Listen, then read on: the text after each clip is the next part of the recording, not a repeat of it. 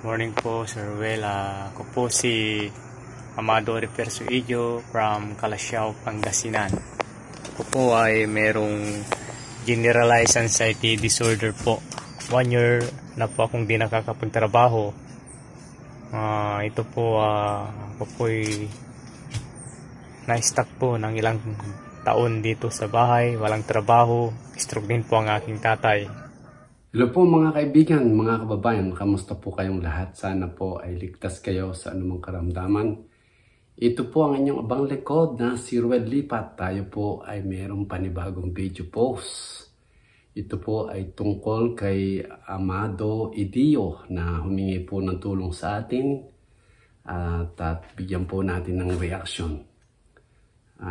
Pero bago po tayo dumako dyan, nais ko muna po kayong anyanyahan. Kung hindi pa po kayo nakasubscribe sa aking channel, please subscribe po kayo, Ruel Lipat.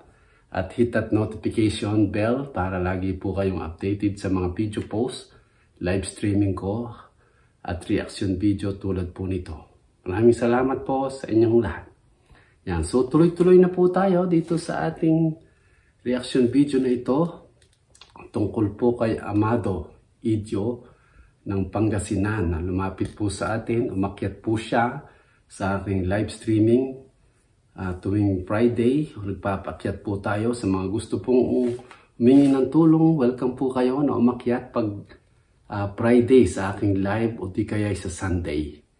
Tulad po ni Amado na humingi po ng tulong. Ito po, napadala po natin ng tulong. Kaya meron po tayong video mula po sa kanya nung natanggap po niya yung padala natin at yung tulong, agad-agad po niyang ipinili ng pagkain nila. Kaya yun, meron po siyang video pinasa sa atin. Kaya without further ado, panoorin po muna natin at tapos bigyan po natin ng reaction. Ito po yung Morning po, Sir Ruel. Ako po si Amado Repersuillo from Calasiao, Pangasinan. Ako po ay merong generalized anxiety disorder po. 1 year na po akong di nakakapagtrabaho. Ito po, ako po ay na-stuck po ng ilang taon dito sa bahay, walang trabaho. Stroke din po ang aking tatay. Ito po si Tatay Anselmo na may stroke po. Yan po. Po yung bahay namin sa loob, tagpi-tagpi po, puro dingding po at patulo na po ang mga yero. Yan po, yan yung sahig namin po. Yero na din po yung sahig namin. Yan, puro dingding namin ay kortina dahil sa gawa po ng kahirapan. Po yung hagdan namin.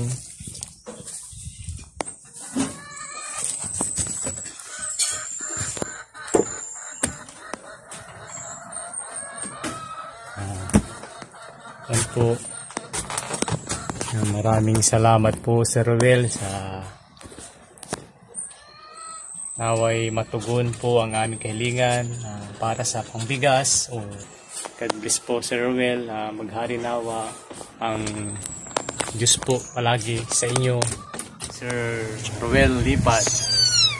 Maraming salamat po sa pinagkalob niyo po sa amin at natanggap na namin po ang pinadala niyo po na nagkakahalaga po ng 1.5 pesos.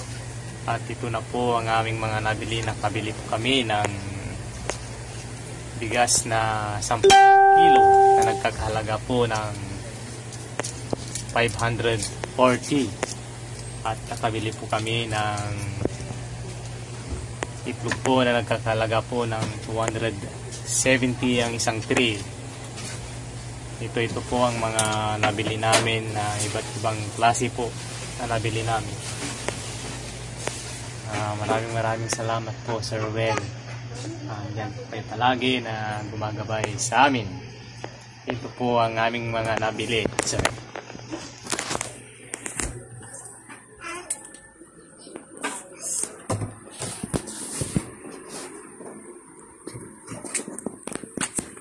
po yung bigas. Ito po yung kanton. At yung bihon. Yung celery po. At yung arambutan. Yung bayabas. Bayabas po.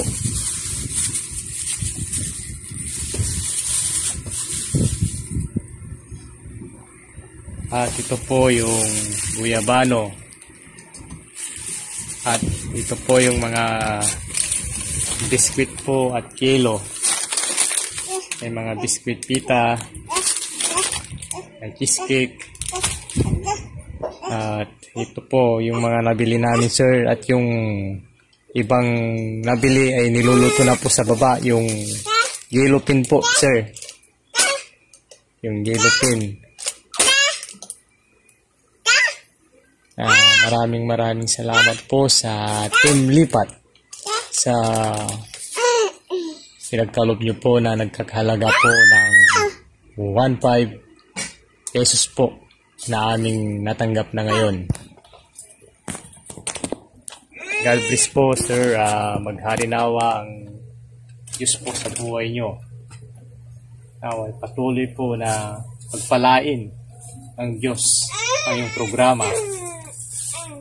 Gabayan at ingatan po kayo lagi.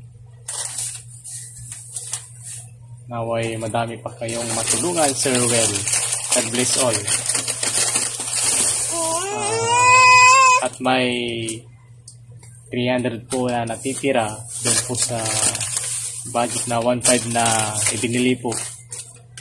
Aming ibibili po na lang po ng income money namin yung natitirang 300. Mga budget na lang po sa mga emergency na bilihin. Maraming salamat po. God bless always po. So yan, nakita nyo po yung video na pinasa sa atin ni Amado. Anong natanggap po yung padala natin ay kaagad po siyang bumili ng pagkain para po sa kanilang mag-anak na siya po ay may karamdaman na depression at ayon po sa kanya, nagsimula po ito gawa ng pagkakasakit ng kanyang pong pamangkin at kung ano na po pong mga problemang dumating sa buhay nila. Siya po ay kasama ng kanyang mga magulang na mga senior citizen at naghihirap po sila, kaya ito pinakita niya po ang kanyang bahay na talagang kawawa po silang mag-anak at siya po ay may karamdaman na depressed. Alam niyo na po, statistically speaking, marami po tayong mga kababayan na may sakit na depression dahil po sa kahinaan ng loob ng mga pagsubok na dumadaan sa kanilang buhay. Kaya dapat tayo po ay magtulungan at welcome po kayo na lumapit sa amin upang matulungan namin kayo para makabili kayo po ng gamot para po sa inyong depression. At laban lang po, habang buhay may pag-asa, huwag po kayo mawalan ng pag-asa. Tulad po ni Amado na umakyat sa ating live at humingi nga po ng tulong. At kaya ito, natulungan na po natin siya. At ako po yung natutuwa dahil nakita ko po na ginamit po talaga niya sa mabuti ang pinaabot nating tulong sa kanya. Yan, sa mga kababayan po natin, huwag po kayong mag-atubili. Pag Friday, pwede po kayong lumapit sa akin at Sunday para humingi ng tulong. At welcome po kayo talaga. At yan po talaga ang aming adhikain na makatulong sa ating mga kababayan. Maraming salamat po sa inyong panonood sa video update.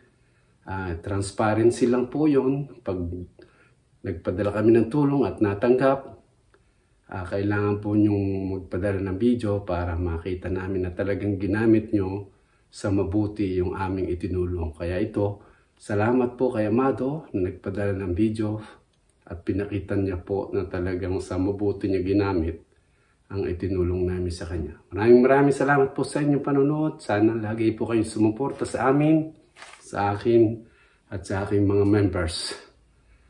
Maraming salamat po. sa inyong lahat. Shout out po sa lahat at God bless po sa inyong lahat. Nawa po yung pagpapala ng Panginoong Diyos ay laging sumainyo.